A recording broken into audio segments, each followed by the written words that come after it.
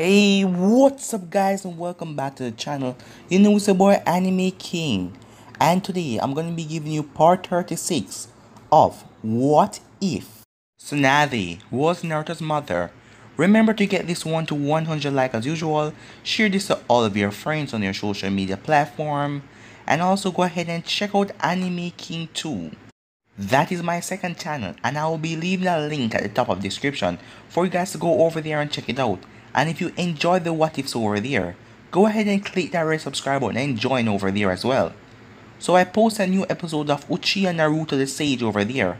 And also a new episode of What If Naruto got a new bloodline, so go ahead and check that out. And after this on this channel I'm gonna be posting What If Kurama gave Naruto a dojutsu, so stay in tune guys. And also, if you're new to Anime King and this is the first time you hear my voice, what you waiting for? Go ahead and click that red subscribe button and join the Anime King family and be a part of the channel. And thank you for all of your help and your support. And remember to comment down below and tell me if you're new. I'll be replying and talking back to all of you. So without further ado, let's get straight to this. So last time we left off, Naruto reunited with the Fire Lord's granddaughter as she came to the village. The village was populated as 4 Kages were at the village, as 4 Kages were here to watch the final exams. And there was also a lot of lords there as well, wanted to see the young Senju and also the Uchiha. So the last part we left off, Naruto faced off against Neji. So in the last part, Naruto break through Neji rotation, showing him that every jutsu have a weakness. So yeah guys, you guys can switch across the playlist if you haven't caught up yet. But let's start this new episode. I suggest that you surrender.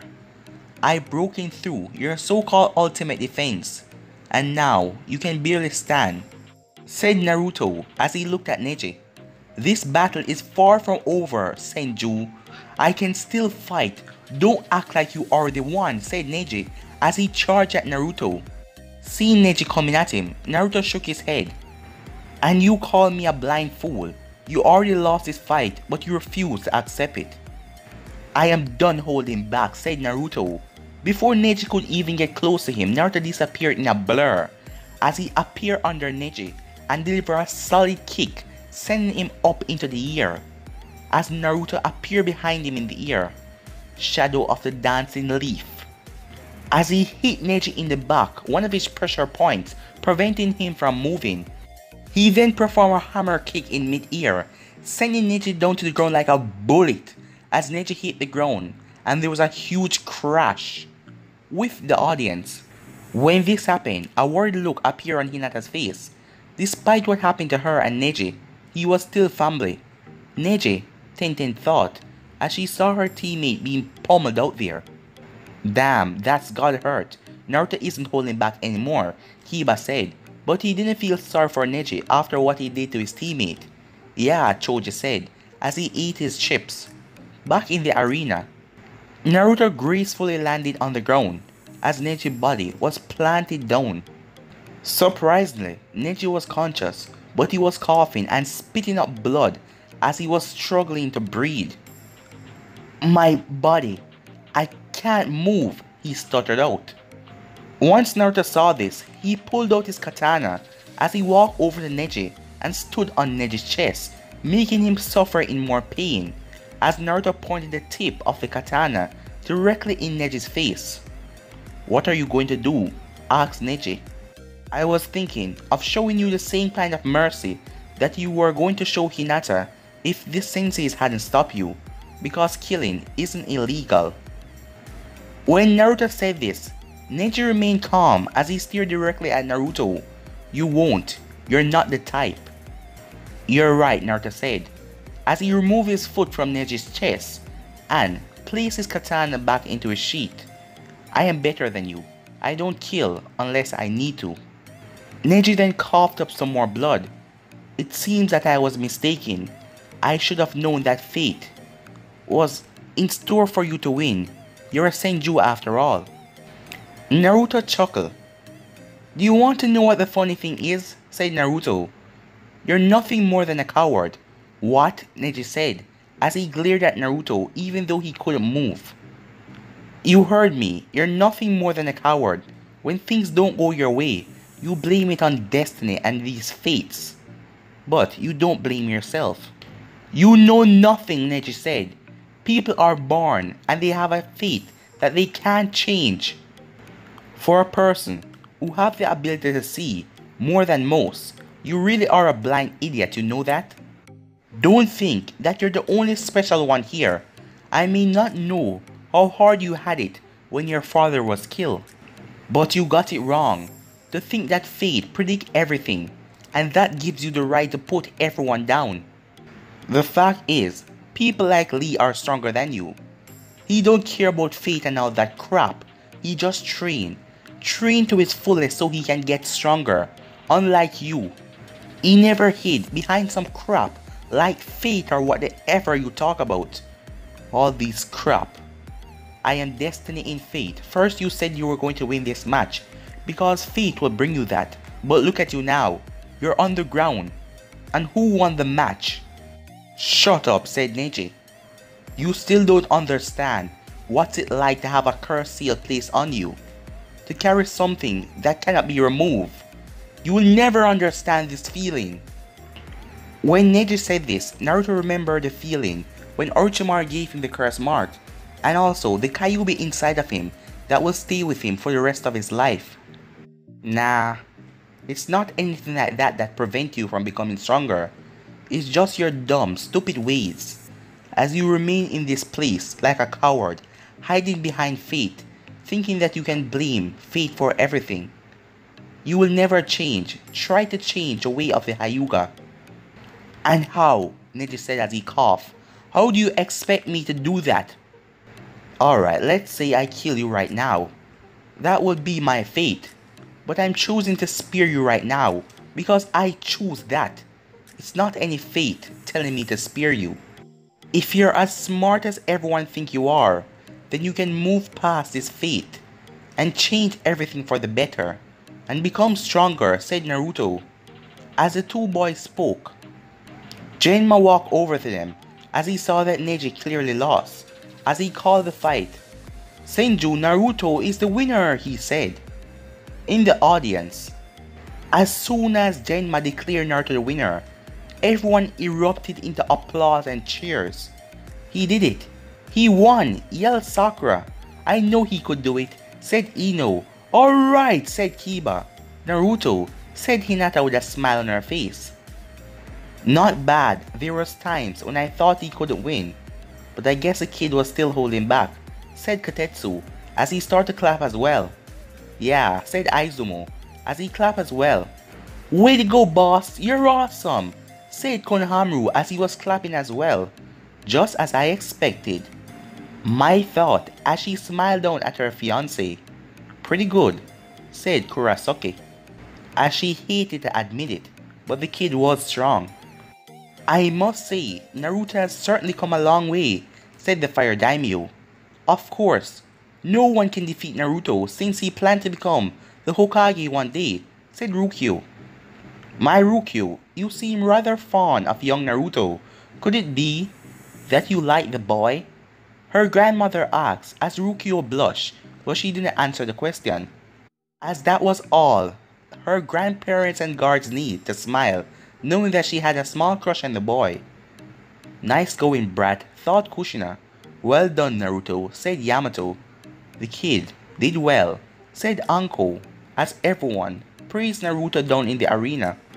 To think that he defeated Neji without using his abilities or his bloodline, Moses Shadow Clone, and that sword a few times, said Hayashi. How strong is this boy? He wondered. As the Hyuga elders were thinking the same thing, as Naruto did not use anything out of the way, just Shadow Clones, and he was able to defeat the prodigy of the Hyugas. Yeah, he won. Well, I wasn't doubting him anyway, said Yujito with a smile, as she knew that Naruto will meet her in the finals. Damn it, said Shikamaru. Now I'm going to have to fight next.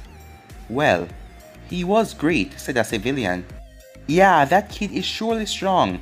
He's the ear of the Senju. Not to mention, he's a shinobi of Konoha, and also Tsunade's son, as most of the civilians cheer for Naruto. Huh, I know Naruto would won this fight easily, because he was holding back a lot, said Tsunade, as she was there with his training, so she know what Naruto is capable of, and it's far surpassed this. As Jiraiya looked at Naruto, it seems like the kid is saving the special things for the finals to fight off against the tailed beast. Back in the arena, Naruto waved to the audience, as he then looked back at Neji. I suggest that later you apologize to Hinata, but knowing her, she doesn't hold any ill feeling towards you after what you did. But she would be happy to know that the difference between you and the main family would be put aside. After saying this, Naruto merely walked away and headed to the rest of the Chunin finals, as the stretcher came with the medics as they picked up Neji, who just looked over at Naruto as he walked away, but he said nothing. To the Kage's booth, the Mizukage looked at the Kazekage. I believe that your daughter is going to fight next. Yes, Temari is a highly skilled shinobi, and I believe she will perform at her best, said the Kazekage. As Jiraiya eyed the man, something was wrong. The Kazekage don't speak this way. Well, not his tone, but just the way he phrase and say things. When he first saw the man, him and Minato went to talk to our alliance for Konoha and the Sand, and that is when the whole incident happened with Tsunade and Minato. During that time, Jiraiya found out that the man was a rather cold individual that distanced himself from his family and put Cage above everything else to leave the Sand Village. Was it possible he could have changed over the years? But Jiraiya doubted it, as he felt like something was wrong with the Kazekage, and he made sure to keep an eye on him. After defeating Neji, Naruto went back up to the booth where the Chunin's finals are. When he arrived, he was greeted by the others, like Haku, Yujito and Amoy, who congratulated him on his win, and Samui and Shino, who just nodded in acknowledgement. Shortly after, their attention was called back down to the arena, where Genma called for Temari and Shikamaru. When Temari heard her name called, she took out her fan as she swung it and created a large gust of wind as she jumped on it and rode it down to the middle of the arena. You know what, said Shikamaru, I should just give up. This exam is too much a pain to do. Come on Shikamaru, don't say that, said Naruto. No, go down there and show her what you're made of. Nah, I think I should just get... As Shikamaru couldn't get to finish that, as Naruto pushed him off, as he fell down, but he didn't land too hard. As he looked up, damn you Naruto, he cursed, as he then looked back over at Temari. Why do I have to fight a girl, he wondered. As he slowly walked over, as the proctor asked him if they're ready, as Shikamaru nodded and Temari did as well. As Temari jumped back, waiting for Shikamaru to do anything. But Shikamaru then sit down, as he then looked up into the skies. I want to be a cloud, so I could just relax and enjoy myself rather than fighting a girl. Temari saw this as she quickly rushed towards Shikamaru, as the both of them engaged in their fight. And this was same as original, same like canon, where the both of them fight and Shikamaru captured Temari in his shadow, but eventually he gave up, saying that he didn't have enough chakra, so he would lose anyway. As Ino was cursing in disbelief as she turned to Choji and grabbed him by the collar. Why me, Choji said, as she was just so angry. He could have won that match, she cursed, as Shikamaru just looked up as he saw Ino cursing and glaring at him. Maybe I shouldn't go up there, he said, as he started to walk the opposite direction. But the elders were impressed the way Shikamaru fought, because he came up with a strategy. Even though Temari had him outpowered, he was able to capture her in that position, as that was a strategy from a leader. As the daimyo saw Shikamaru as a chunin, he will be a good leader someday, and good with strategies and battle tactics. As Naruto also noticed this, he noticed that Shikamaru could have won the battle, but the way he fought, He even was better than him to the way of strategy, as Naruto started to laugh. But I know he would do this. What the hell you're laughing about, Senju? Karu asked as she got next to Naruto, who was beside the railing with Shino. I am laughing because this is just like Shikamaru, said Naruto. He's the most unmotivated person I've ever seen in my life. He doesn't care if he become a chunin or not. He just finds this whole exam troublesome. Then, he's a bigger idiot than I thought, Karu muttered. Well, he's not an idiot, said Samui. As Karu turned and saw Samui. What do you mean, Karu asked.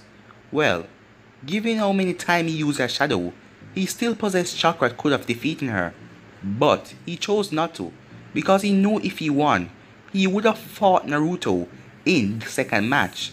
And he already knew that even with his strategy, he couldn't beat Naruto, said Samui. So that is why he forfeit. Why is everyone acting like you, Karu said, as she looked at Naruto.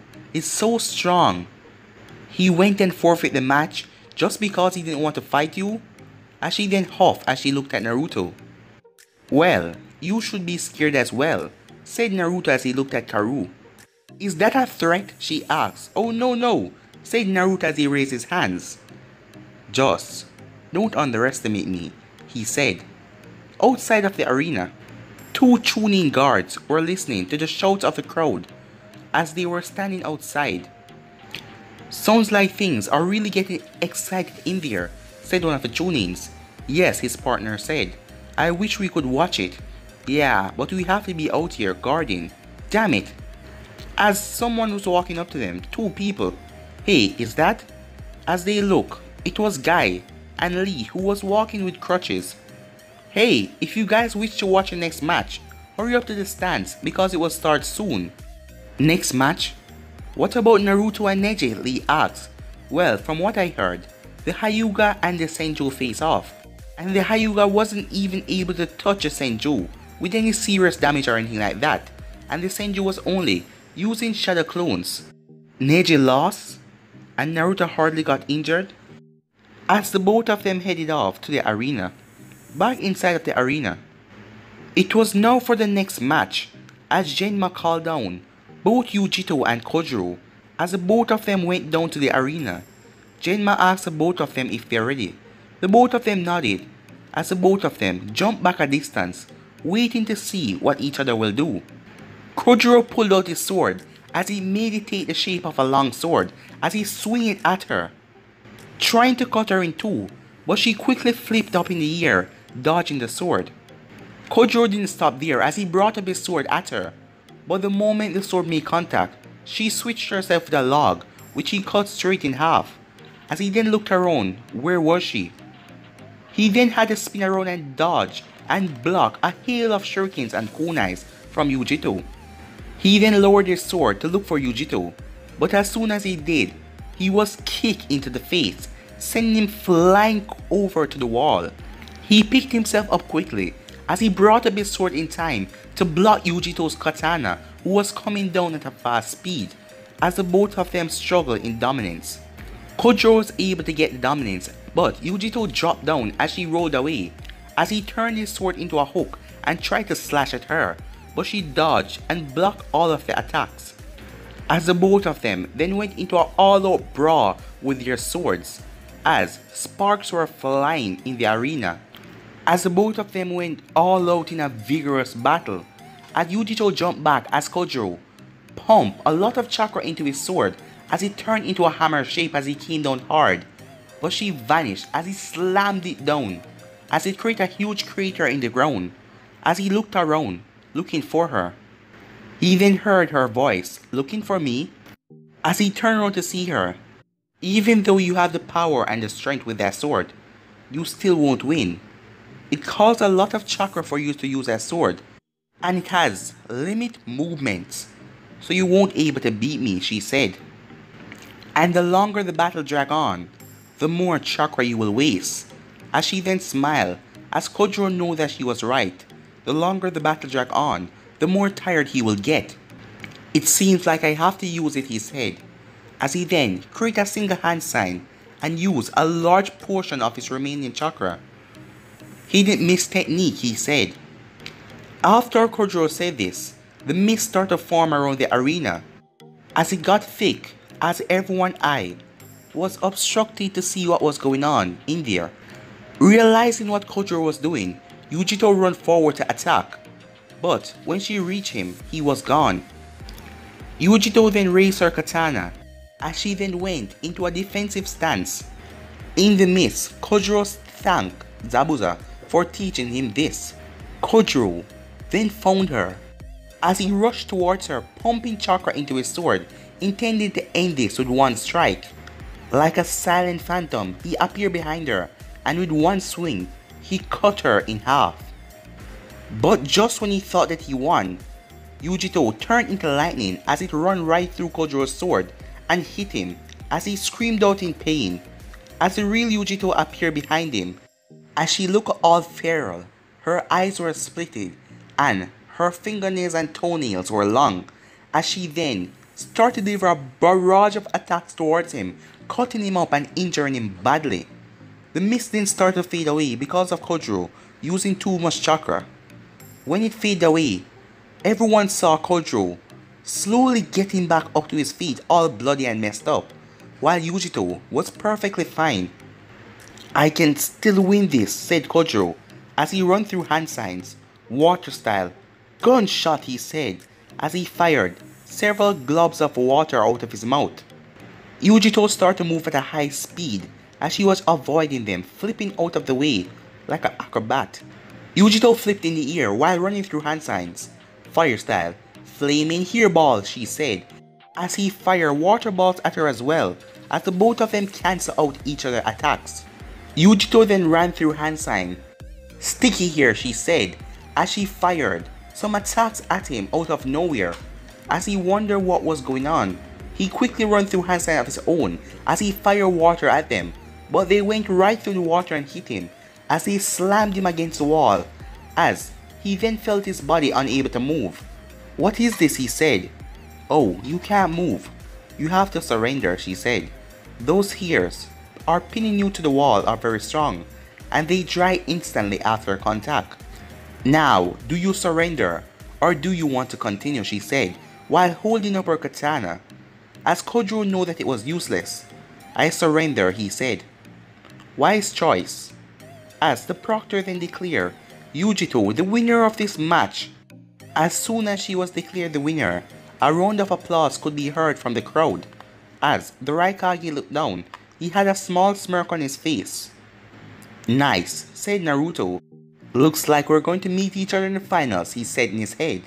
As Karu yelled out, "She won!" as she pumped her fist into the air.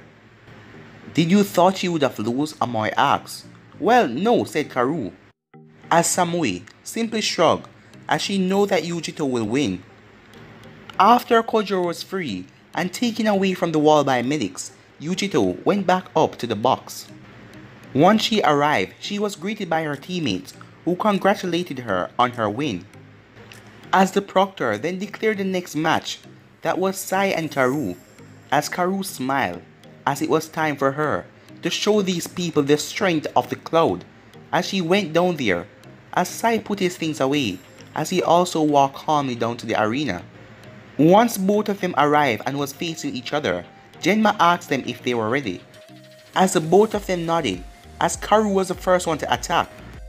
As she rushed at Sai to try and behead him, but Sai flipped over her head as he landed a few feet away, with his normal fake smile on his face.